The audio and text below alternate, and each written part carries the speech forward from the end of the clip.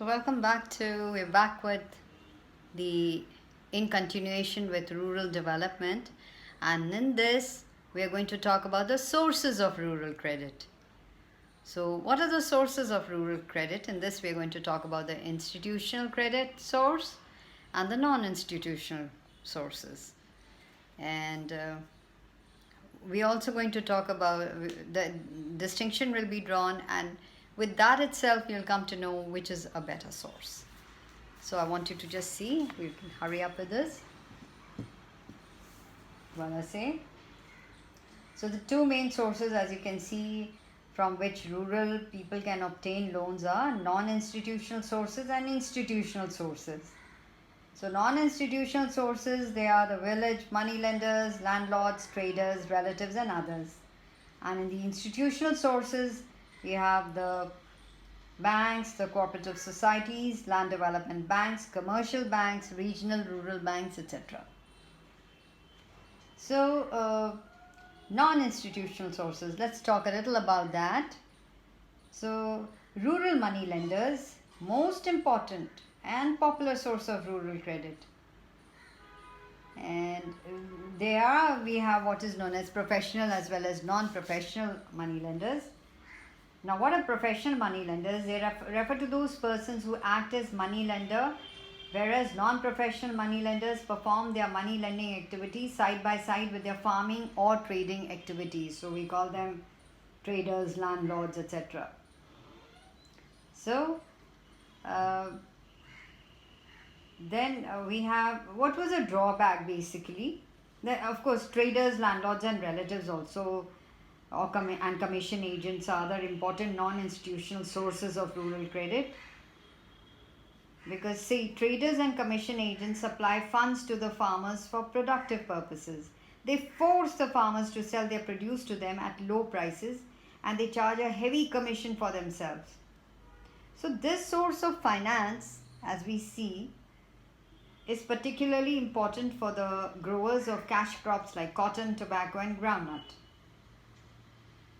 And at the time of independence, it was these money lenders and traders that exploited small and marginal farmers, landless laborers, by lending to them on high interest rates and by manipulating the accounts to keep them in a debt trap.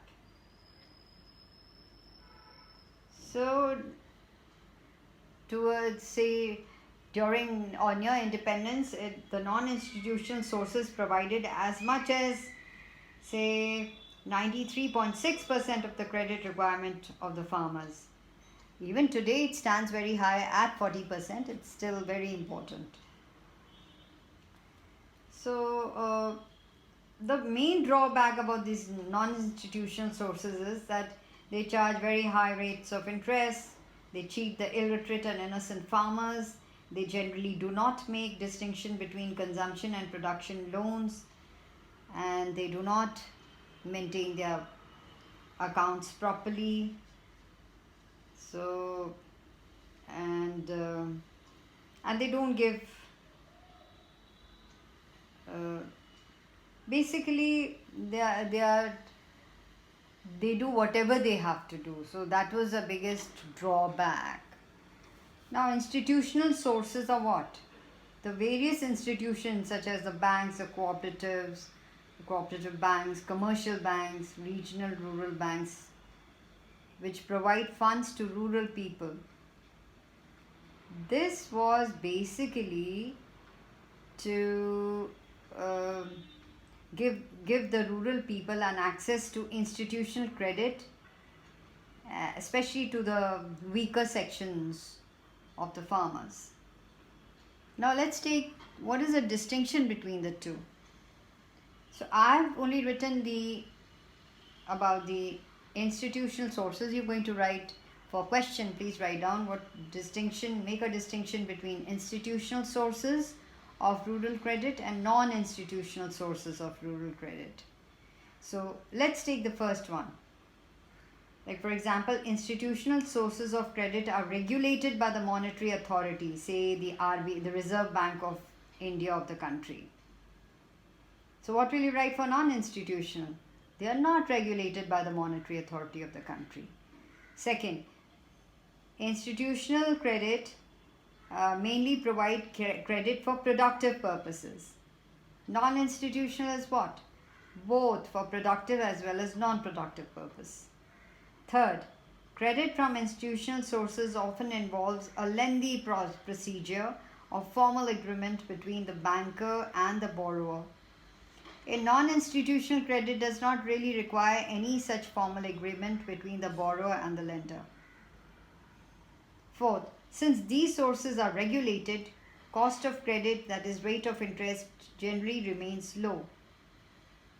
Here, the rate of interest is whatever it is on the whims of the fancies of the money lender or the trader, whatever, because it is not regulated by the Reserve Bank of India or the central bank. And institutional credit is generally guided by some welfare considerations. And if you take the